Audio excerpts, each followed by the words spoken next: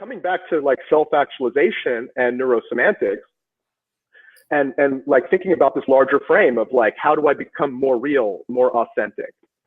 And so Michael Hall, one of the co-founders of Neuro-Semantics, he did a lot of study into self-actualizing people, self-actualizers. And one of the characteristics of self-actualizing people is that they have more and more peak experiences. And so kind of to define a peak experience, it's like, it's very similar with peak performance in a way. Like peak performances can be like peak experiences, where you're challenged a little bit beyond what you've been able to do before. And through that moment, that's what a peak performance is. Like you're challenged just a little bit more than you thought you were capable of. And so you're called to become more. And you rise to the occasion, and you do that, and you're there, and it's like this space disappears, time disappears, self disappears, and you are just performing. You're at your best. And so that's kind of like a peak performance. And peak experiences can be experiences like, kind of like, I was telling you earlier, I had a client yesterday who used to have a phobia of having his head underwater. So he couldn't swim or bathe or even take a shower with the water on his head was not going to happen for him. And so he was able to overcome that using NLP. And so we were talking about it yesterday in the session, and he was telling me, he was saying, you know, every once in a while when I take a shower and I'm just in there and I'm allowing the water to come over my head, he's like, I just like get into this state. It's unbelievable. It's like, I can't believe that I overcame this and that this is who I am now, you know? And he was saying, yeah, but that only happens like once every 3 or 4 months. And so I'm going, wait.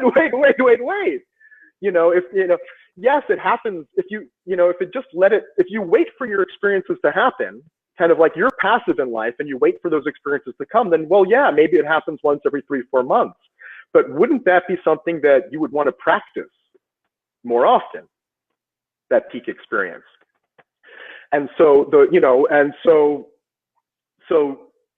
what I did, and what I can tell you guys to do, George, you, and also whoever's watching this, whenever you're watching this, wherever you're watching this, is that so these peak experiences, and we all have them. It might be, that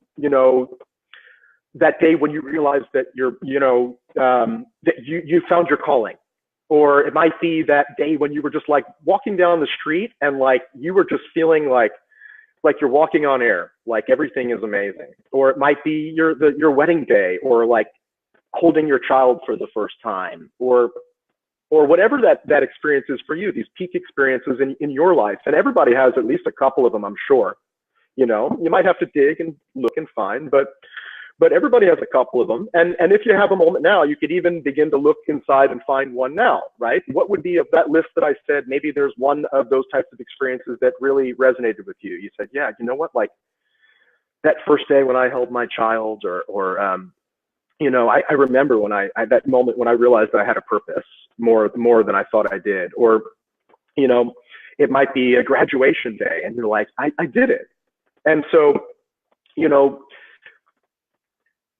what we can do is we can practice those experiences and harvest them and nurture them and grow them so that we can practice them more often. Because see, he had it once every 3 months, but if he practiced it, and that was his automatic pattern, that was his habit or his system in his life, even though it was unconscious, was like once every 3 months that happens to me. That's automatic. It just happens to me.